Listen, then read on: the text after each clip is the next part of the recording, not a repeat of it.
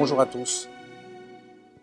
Souvenez-vous que dans les interventions précédentes au sujet de l'éducation des enfants, nous avons parlé de l'importance de la réflexion, de l'amour que l'on doit révéler à nos enfants, de l'exemplarité, de la sincérité dans l'éducation des enfants. Nous avons parlé aussi de l'importance de la joie qui doit être installée dans une maison juive.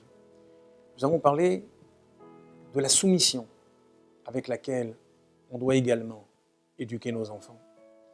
Aujourd'hui, nous allons parler encore d'un fondement dans l'éducation de nos enfants. C'est le Shalom Bayit, c'est-à-dire l'harmonie du couple. En hébreu, Chinuch, qui signifie l'éducation, vient d'un terme qui signifie l'habitude, le hergel. Éduquer un enfant, c'est finalement lui apprendre à vibrer à un rythme qui doit être le plus stable possible. À chaque fois qu'il y a une rupture dans la stabilité de ce rythme, par exemple, si les enfants reçoivent une éducation à l'école et une éducation différente à la maison, alors on est en train, en quelque sorte, d'abîmer l'éducation de cet enfant en brisant la stabilité de ce rythme.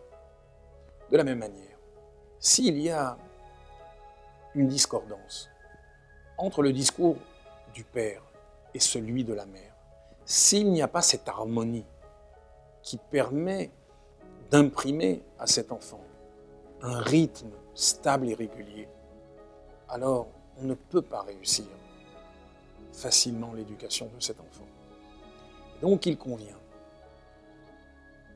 d'essayer d'instaurer le plus de paix, de sérénité, d'harmonie dans nos couples. C'est un petit peu comme une tenaille.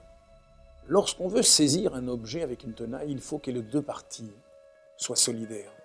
S'il y a une partie qui va dans un sens et une qui va dans l'autre, on ne pourra pas tenir un objet quelconque de la même manière. Nous voulons prendre nos enfants à un point donné. Et on veut les amener jusqu'au mariage, sous la choupa.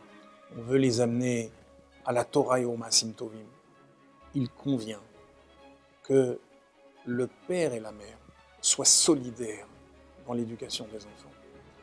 Alors évidemment, le Shalom Bayit est une notion qui aurait mérité beaucoup de développement. Cependant, juste un mot. Nous vivons dans une société de consommation dans laquelle les valeurs qui sont véhiculées sont celles du profit, du gain. On apprend à prendre. Et cependant, le mariage est exactement le contraire de cet état d'esprit. On ne se marie pas pour prendre, on ne se marie pas pour profiter, on se marie pour donner, pour rendre heureux le conjoint. De sorte que lorsqu'on a cet état d'esprit,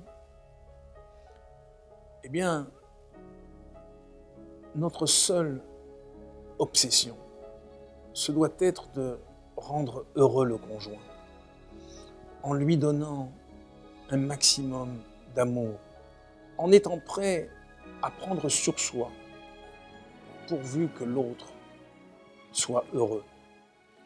Alors vous allez me dire, mais est-ce que ça signifie qu'on doit être constamment une serpillière, une poire, prête à accepter tous les désirs du conjoint?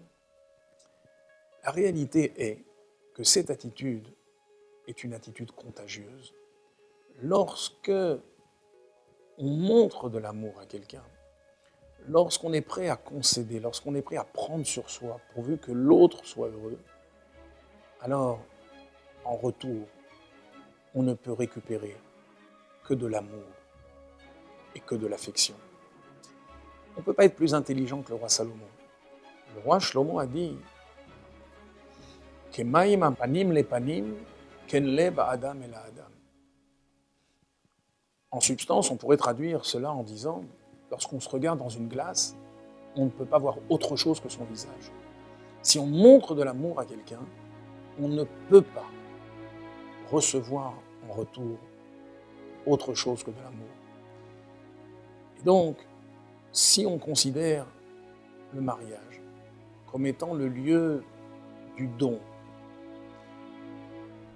de l'affection que l'on doit donner, à ce moment-là, on est sûr et certain que l'harmonie régnera dans nos foyers et que surtout, nos enfants trouveront le rythme qui convient dans leur éducation et pourront grandir dans le chemin qu'on a tracé pour eux. Au revoir à tous.